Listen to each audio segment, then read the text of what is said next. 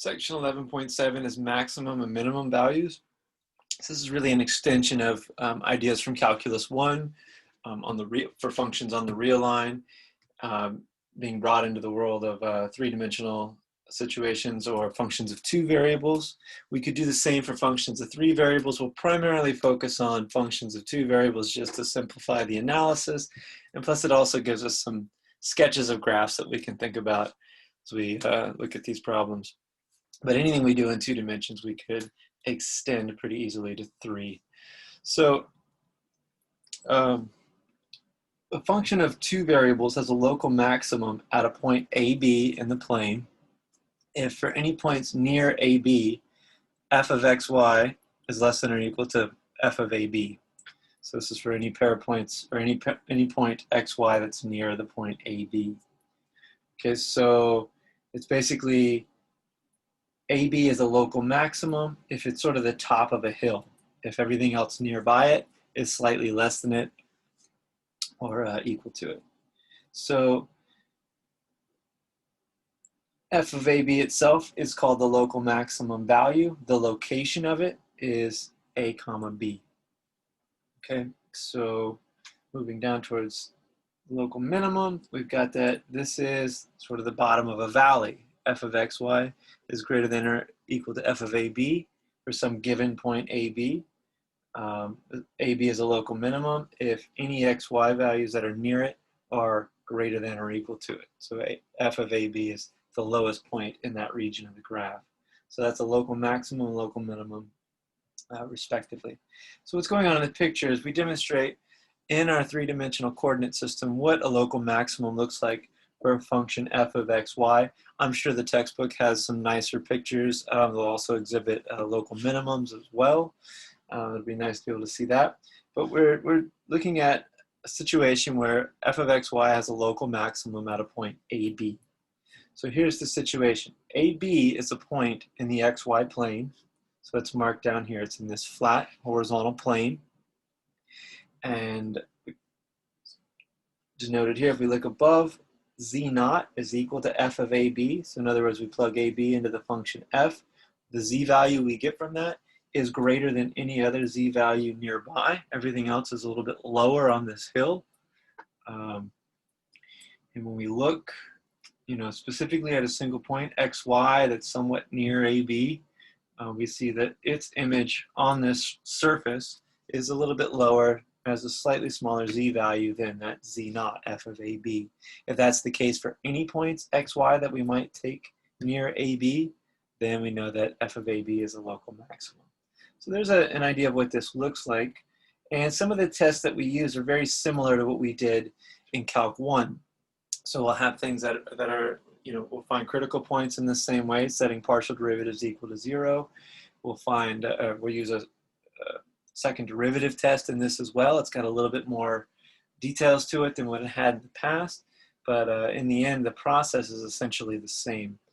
So let's have a look at our first example. So if, a theorem first, if f has a local maximum or minimum at a point AB, then its first order partial derivatives, and its first order partial derivatives exist there, then each of those partial derivatives will be equal to 0.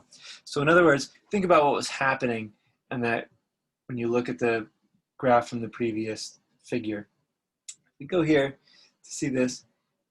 We imagine that the tangent plane to this z naught is a flat level plane, right? If it's tilted in any way, then there'd be some hill to rise up above it.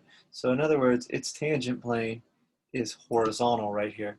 And that's what we're looking for. That means the partials in either direction, x or y, are horizontal. They're parallel to the plane xy. Okay, and that's our test for at least critical points. So it's a necessary condition for a maximum or minimum. It doesn't mean that there is a maximum or minimum there, but if there is a maximum or minimum, necessarily its partial derivatives is 0. So that's what gives us a set of candidates that we can test. So as always, any point AB for which the partial of f with respect to x is 0 and the partial of f with respect to y is 0 will be called a critical point of f. So we'll look for the critical points. That'll be the first step in any one of these problems. So the first example says, find the critical points of the function. Speculate as to whether or not each critical point is a local minimum or local maximum point for the function. Okay, so that speculation will be replaced later with a more firm method, but in this problem, this just motivates that method to come. Now, here's our function, f. It's a function of two variables, x and y, and we've got some output value, call it equal to z if we like. First thing to do is we compute first partial derivatives. So it's partial of f with respect to x, partial of f with respect to y. Now we set both of those things equal to 0. Set the first partial is equal to 0. We'll get a system of equations. Solve for x and y in this system of equations. When we do so in this case, we arrive at x equals 1/3, y equals -2/3, and that comprises our critical point. We put those together as an ordered pair, 1/3, -2/3. That's the only solutions we got to that system of equations. So that's our only critical point. That's all the problem's really asking us to do. They ask us to speculate, and this is just for the sake of the lecture. You won't really have to do this, I think, generally on the problems, at least nothing that you'll be tested on. They say speculate whether or not 1/3, -2/3 yields a local max or a local minimum. Okay, so in this case, we're really lucky. When we look at this function x squared plus xy plus y squared plus y, and we consider traces, first you could set x equal to 0, and that would eliminate any of the x variables, something like this. You see that we have a parabola, z equals y squared plus y. It's a parabola that opens upward. If we were to set x equal to any other number, we'd just get some constant here. We'd still have a positive y squared. It would still be a parabola opening upward for any trace in an x equals constant situation. Now, y equals any constant. First, maybe y equals 0. Leaves us with x squared, also a parabola opening upward.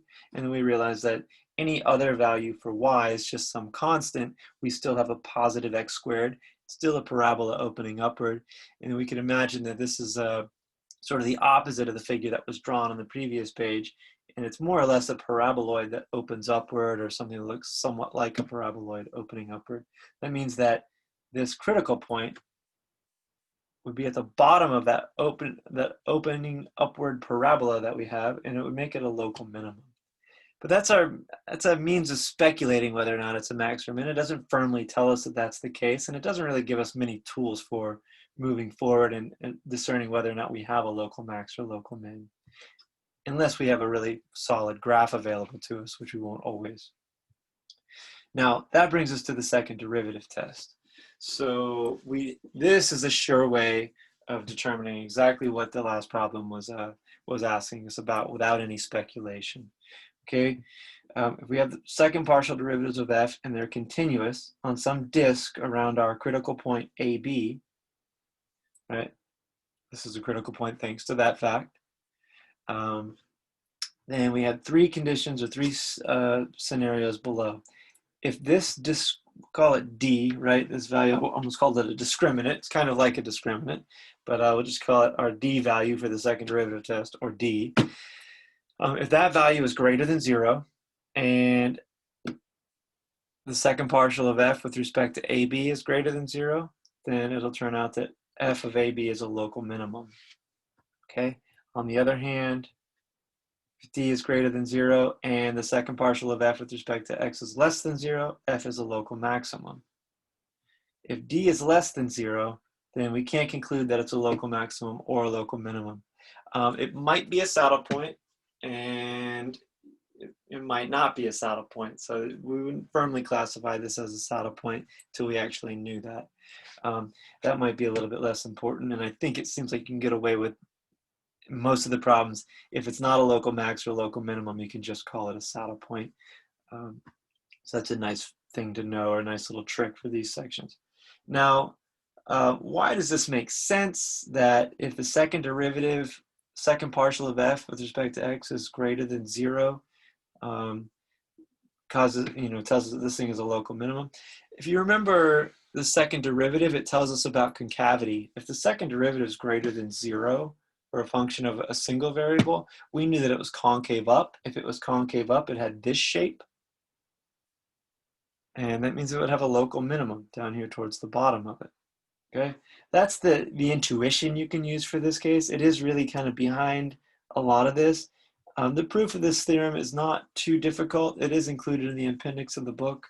But for now, if you just remember how to calculate D and then the cases to consider, you'll be able to use this pretty well and not need to know how it's proved or derived. Similarly, we look at if that second derivative is less than 0, remember that's concave down, that provides a local maximum consistent with what we've known about functions of single variables and what we're extending to.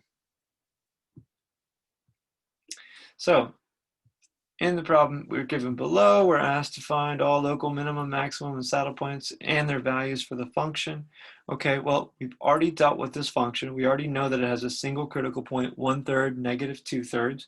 All we have to do now is apply the second derivative test to see whether or not it's a min, max, or, in this case, we can call this one a saddle point. I won't go into the details of determining whether or not this thing's a saddle point. It turns out it's not anyway, so that's not really a good example for it. Now, first partials were this. That's from the previous page. We need our second partials of the function f. So this with respect to x, partial with respect to x, just gives us 2. This function with respect to y, partial with respect to y, just gives us 1. And that'll be the same as f of yx, because this, after all, is a continuous partial derivative, continuous function as a constant. Second partial of this function with respect to y gives us a 2. So we've got all the pieces we need to calculate D from above, and plugging in 1/3, -2/3 to each of these functions. Carrying out the details of this, we arrive at +3. We also note that the second partial of f with respect to x is greater than 0. We go up to the table at the top.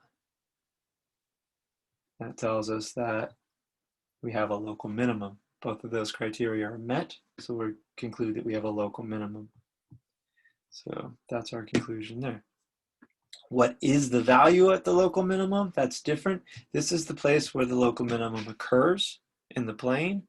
Now above it somewhere or below it will be its actual function value, and the method there is just like Calc 1. We take our point where the local minimum occurs, we plug it into f, the original f up here, and we carry out calculations to see what this value is, and it turns out in this case it is -1/3.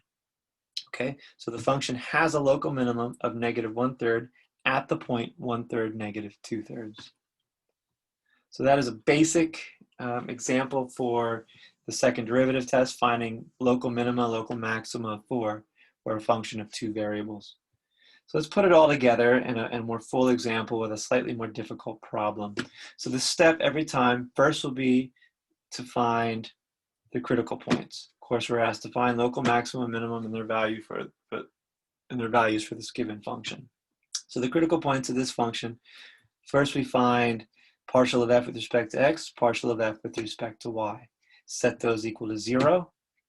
Carry out the system of equations here, solving for x and y. What we note in this work, might be a nice reminder, is that e to the y can never be 0. So here, from this step to this step, we divide by e to the y on both sides because it's never 0, and e to the y leaves the equation, or each of these equations, in the subsequent step. So it's one nice fact to recall in working out this system of equations here. So continuing from there, we arrive at critical points of 0, 0, and 0, -2. We get x equals 0, and we get y equals 0, -2. So that means that it's x is 0 and y is 0, or x is 0 and y is -2. Now, if we had 2 different choices for x, then it might be that we need to plug in each of these to some value, so to some equation previous in our work, and figure out what each corresponding y value would be for each of those 2 values of x. In this case, we just had the 1, and it also turned out that accompanying that 1, we had these 2 solutions for y, so we just append them together to form these 2 points. should be clear when you arrive at that other situation what to do. Now, part 2 of this, the next step, we need to use the second derivative test to determine whether or not our critical points are local minimums or local minima or local maximum. So for 0, 0, well, first compute second partial of f with respect to x, partial xy of f, partial fyy, and simplify these where necessary or where it might be useful. We've got all 3 of them laid out in front of us here. The reader can double check that work to make sure those are correct. Now, our value for d at the point 0, 0 is a matter of plugging in 0, 0 to the second partial of f with respect to x, same for second partial with respect to y, and the same for f sub xy. Carrying this out, we arrive at d equals -4, which is less than 0. As soon as that happens, remember from our table that when d is less than 0, our second derivative test is essentially inconclusive. It's not a local maximum or a local minimum. Okay, if we happen to be able to think our way through this problem in a nice way, we can look at or we could say that it's possibly a saddle point. That this point is possibly a saddle point. Okay, it turns out in this case it is, and that's because when we look here, e to the y, sure, when we fix y to be some constant, e to the y is going to be a constant times some constant minus x squared, and this is going to be a parabola opening downward in the xz plane, or parallel to the xz plane. When we set x to be equal to 0, we have e to the y squared. This is going to open upward, perhaps just a little bit on one side, because that e to a negative value of y is going to flatten the curve out asymptotically. It might be still a little bit under question as to whether or not y squared overcomes e to the y by a little bit. So it's still a little bit up in the air as to whether or not this thing is a saddle point, but it possibly is. I think there's a reasonable argument for it. That's about the best we can do with that. We're not going to go into any further analysis as to whether or not that's the case. Of course, a first derivative test, f partial y with respect to y, and the direction on either side of 0, 0 could help us sort that out if we really needed the details. But we'll just call it a saddle point for now. Let's see, d from 0 to 2, or 0 to -2, or d for the point 0, -2, plugging in x and y, 0 and 2, -2 respectively. We have this expression for d.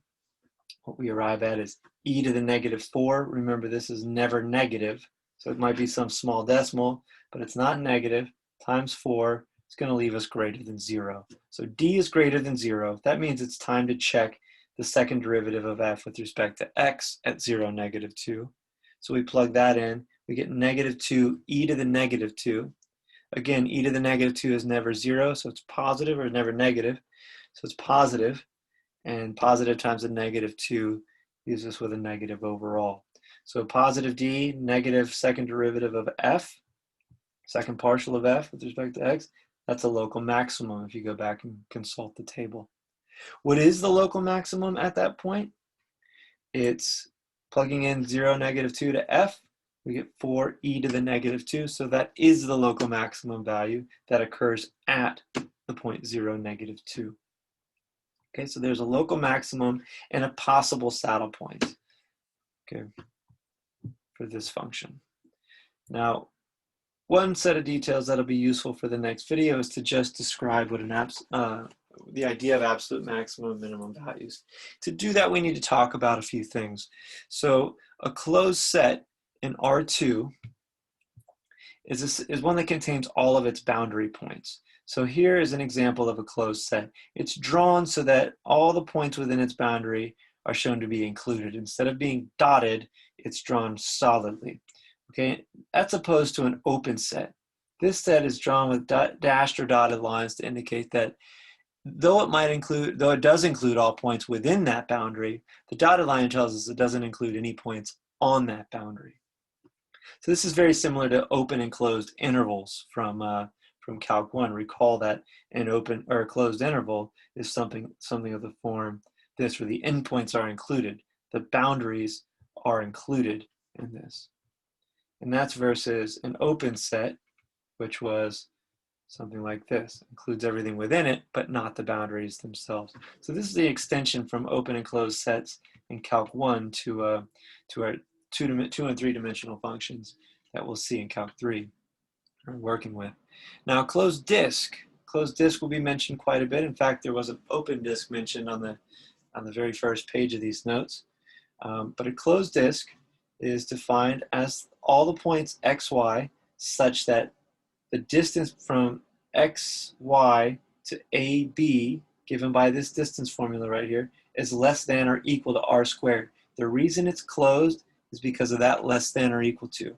So in other words, those points are allowed to be equal to that distance r from the point AB, so that includes the boundary.